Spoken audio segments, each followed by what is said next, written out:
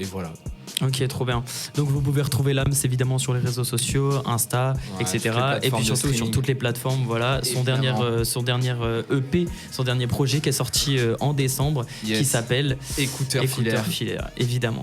On va passer à la présentation du coup de Tony Le Guigui, voilà, qui est donc chorégraphe, qui a notamment créé Beat Street Day et qui est donc à Bayonne, donc dans le Pays Basque. Est-ce que tu peux te présenter rapidement pour les gens? Depuis combien de temps tu fais de la chorégraphie et puis ce que tu as créé autour de la chorégraphie et de la danse en général? Alors Tony, Jean-Luc Gilbert Le Guigui de nom. La carte d'identité, voilà, carrément. Carte d'identité, présentation jusqu'au bout. Hein. Voilà, ça fait 30 ans que je danse. J'ai commencé à 15 ans. J'ai découvert la danse avec une compagnie qui est venue dans ma ville, qui à l'époque était Orthez, dans le Béarn. Qui sont venus en résidence dans un théâtre et moi je faisais partie des jeunes du centre socio-culturel, donc je faisais plein d'activités avec le centre socio-culturel et ils nous ont donné l'occasion de faire danse, donc j'ai découvert la danse hip-hop comme ça un peu au hasard parce que je faisais pas du tout de danse à la base et c'est un truc qui m'a piqué. Le soir même j'ai vidé le grenier de mes parents, j'ai installé des cartons au sol, j'ai démonté une armoire à vitrée pour la mettre en haut, je me suis fait un studio de danse dans le grenier. Incroyable. Voilà, ça a été les débuts de ma carrière. Fastidieux, mais faut bien passer par là. Voilà, je suis entre-temps, j'ai pas commencé par danser tout de suite, hein, c'était des ateliers vite fait le samedi après-midi. Ensuite, je suis parti à l'armée, je suis revenu, parce que ça me correspondait pas du tout, la danse me manquait. Et à 21 ans, j'ai trouvé une formation professionnelle en culture chorégraphique hip-hop qui était justement à Bordeaux, ici même, avec la compagnie Révolution. Donc j'ai suivi cette formation professionnelle, en même temps j'ai suivi des cours au conservatoire de Bordeaux, en contemporain. On avait des cours de danse classique. Voilà, je venais du hip-hop, baggy, sweat large casquette et on nous a fait mettre des collants et des petites ballerines. Sympa. C'était sympa. Ouais. Les premiers grands pliés étaient sympas. Je vous explique pas, mais pour ceux qui font de la danse, ils vont comprendre. Ok. Voilà. Ensuite, j'ai dansé en compagnie avec la compagnie Acta et Fabula de Norton Antivelo, qui était un ancien danseur de la compagnie Révolution qui a monté sa propre compagnie, qui lui évolue sur le bassin. Voilà, La Teste, Biganos, tout le bassin d'Arcachon. Et moi après je suis retourné au Pays Basque et là j'ai monté mon association qui s'appelle Street Art Studio en 2008. Okay. En 2008 j'ai créé cette association. Au début j'avais 3 cours, on avait une trentaine d'adhérents. Aujourd'hui c'est une école de danse avec 2 studios de danse, on a 7 professeurs, 350 adhérents. Voilà, c'est une grosse structure de danse, donc on donne des cours de danse toute la semaine. J'interviens. C'est quoi comme type de danse du coup? Moi je fais du break, je suis breaker à la base. Okay. Hein, voilà, je suis un b-boy. Je suis un b-boy, mais avec toute mon expérience et tout ce que j'ai pas mal voyagé. Hein. Je suis parti aux États-Unis me former. Je fais de la house aux États-Unis. J'ai fait du popping, du locking. Je suis parti maintenant depuis 10 ans, je fais de la salsa cubaine aussi. Je suis parti à Cuba 2 fois, j'y retourne là dans 3 semaines. Je me forme à La Havane en salsa cubaine parce que j'adore mélanger ces danses avec du hip-hop. Maintenant, il y a la salsa cubaine, c'est excellent. Il y a un nouveau style, enfin un nouveau style n'est pas nouveau, mais que vous allez découvrir bientôt, c'est l'urban salsa, donc c'est un mélange de hip-hop avec de la salsa. Urban salsa. Voilà, on commence à développer des cours. Il y a pas mal de cours sur Paris. Ça donne envie, Ouais. Urban salsa, c'est ouais, non, c'est cool. C'est trop bien, mais du coup, quand on regarde un peu ton parcours, t'as amené plein de styles, plein de mélanges de cultures. T'as voyagé du coup à New York et à Los Angeles, et tu travailles avec. Tu donnes des cours aussi avec des publics hyper variés. Il y a des jeunes, des adultes, des personnes handicapées. Exactement, c'est ça. Mes premiers cours, moi, ils commencent à l'âge de 5 ans. Dans mes cours de break, j'ai des enfants d'IME, Institut médico-éducatif. Hein, j'ai des enfants qui ont des lourds handicaps, mais qui sont là pour danser, qui sont mélangés avec le reste des élèves. J'interviens en milieu carcéral. Voilà, je fais du milieu scolaire, voilà, je fais collège, lycée, école primaire. Donc le but, c'est vraiment, moi, je me considère comme un passeur culturel. Ouais. Chorégraphe, c'est un grand mot, je trouve. Ouais, d'arriver des passions. Oui, je chorégraphie, je crée des spectacles qui sont vendus, mais c'est pas mon premier amour. Mon premier amour, c'est la transmission et être sur scène avec cette transmission avec les jeunes. Ouais. Ok. C'est surtout ça. De ce qu'on a vu, ouais, c'est ça le mouvement Zoulou, la Zulu Nation. Donc, Voilà, alors cette là, idée de la paix, exactement. de l'amour, de Je- transmission. Voilà, Zulu Nation, je suis membre de la Zulu Nation, donc tout le monde connaît ici, qui fait du hip-hop Africa Bambaataa, DJ Cool Herc, Grandmaster Flash, et voilà, enfin tout. Ouais, le début du rap hip-hop. C'est de là, c'est ça. On est là, c'est un Les petit peu origines. grâce à eux. Hein, voilà. Oui, Ouais. c'est vrai. Sinon, voilà, s'il n'y a pas eu ces précurseurs, on serait peut-être pas assis autour de cette table.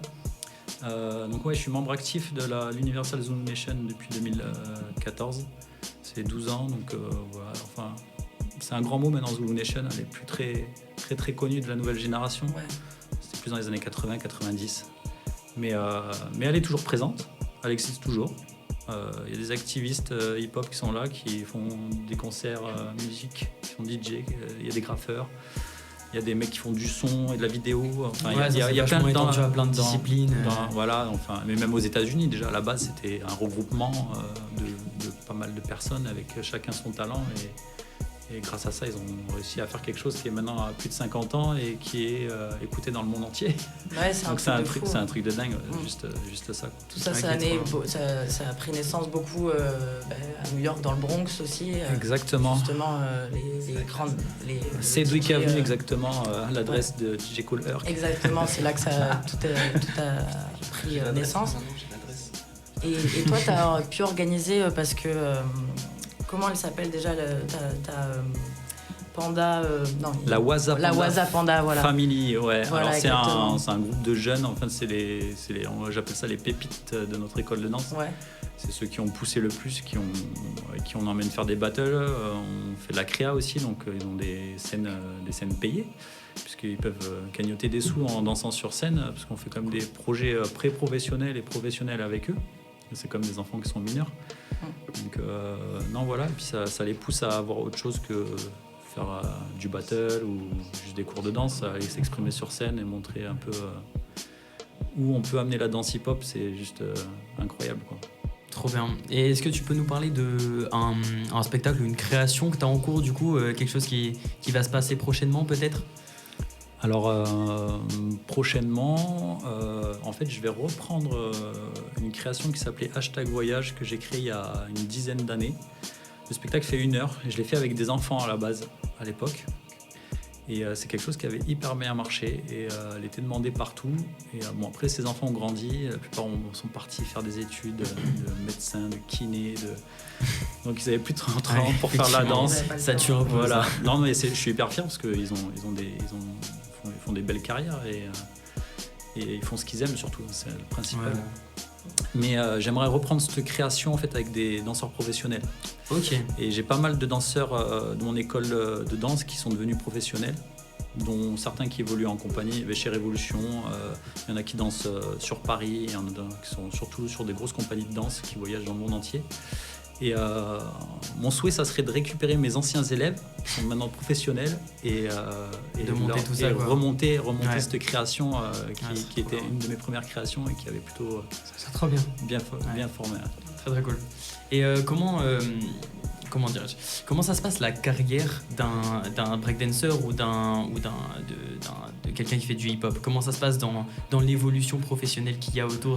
On monte des spectacles et on les joue dans des salles, etc. Il y a deux côtés. Il y a le b-boy qui veut lui faire des battles et s'entraîne jour et nuit, qu'à faire des battles, à faire ses combis avec son crew et tout ça. Et il y a celui-là qui veut pousser plus loin, qui veut devenir un artiste. Je dis pas que les b-boys c'est pas des artistes, ce sont des artistes, mais il y a ceux qui veulent évoluer encore plus loin, et donc qui mélangent leur danse. Déjà parce que pour être en compagnie, c'est compliqué d'avoir un seul style, il faut être pluridisciplinaire maintenant pour avoir du travail. Surtout à notre époque, il y a énormément de danseurs sur le marché. Donc les places sont chères, et donc si tu n'as pas le maximum dans tes bagages, c'est compliqué de en vivre. Donc il y a un côté où c'est que tu peux faire des battles, mais ça t'en vivra pas. Et pas longtemps. Tu nous as parlé du coup de faire un mix entre la salsa et le hip-hop. Ouais. Comment tu veux amener ça sur la scène plutôt grand public, etc. Comment tu vois un peu une chorégraphie autour de ça? Ouais, on fait déjà des shows autour de la salsa au hip-hop ou urban salsa. Enfin, il y a plusieurs thèmes. C'est simple, hein. La danse hip-hop, ça vient des autres danses. On s'est inspiré de tout ce qu'il y avait, des arts martiaux, de la capoeira, des danses traditionnelles je sais pas, du Bénin, du Congo, des danses traditionnelles basques. En fait, on a pris des pas de partout, on les a transformés. Et en fait, la base des top rock, par exemple, en break, ça vient de la salsa et du son et tout ça. D'accord, ça vient des portoricains qui étaient, et cubains qui étaient à New York, exilés, et qui étaient la nouvelle génération et qui ont commencé à inventer d'autres styles, avec bien sûr les Afro-Américains. Donc voilà, ça vient de plein de choses. Et donc, nous, on reprend des bases de salsa et de hip-hop, on mixe tout ça, on peut faire la rueda. La rueda, c'est des danses en cercle qu'on utilise en salsa, où c'est que la fille et le garçon passent d'un à l'autre, mais on peut les transformer en break. Il peut y avoir des mecs qui glissent au milieu et qui font un truc et qui reviennent chercher la fille. Enfin voilà, il y a plein. Enfin, c'est le monde de la création, même en musique, il est tellement fou, tellement large, tellement. Ça laisse beaucoup de place à la création. C'est peut-être pour ça que c'est aussi populaire et que ça a aussi bien marché dans le monde et que maintenant c'est en tête en fait tout ce qui est. On n'a pas de limite de création en fait, c'est ça qui est magique. Donc, ça peut parler à tout le monde. Exactement. Ouais, c'est beau, putain. Bon, en tout cas, il y a Nanovic sur le chat qui nous dit bravo Tony pour tout ce que tu as créé. Voilà. Merci beaucoup. Et Douce Amande qui nous pose une question. Est-ce que tu peux expliquer ce que c'est un b-boy? Alors un b-boy. Alors à la base, le premier B c'est break boy, parce que les premiers DJ Cool Herc qui faisaient des breaks sur la musique, c'est-à-dire que les moments sans parole et tout ça, il les prenait, il les mettait en boucle et ça faisait des breaks musicales. Et c'est à ce moment-là que les danseurs dansaient, allaient au sol, etc. Donc voilà, b-boy ou b-girl, bien entendu pour break boy ou break girl, d'accord. Voilà, c'est les danseurs qui dansent sur le break de la musique. On va peut-être s'écouter un petit titre avant de passer à la présentation de Sofiane Diallo. Exactement. Notre troisième et dernière invitée du soir. Voilà. Bah écoutez, il est 22h14, vous êtes en direct sur Montagne Radio. DJ Basta, on peut passer à un titre. Je demande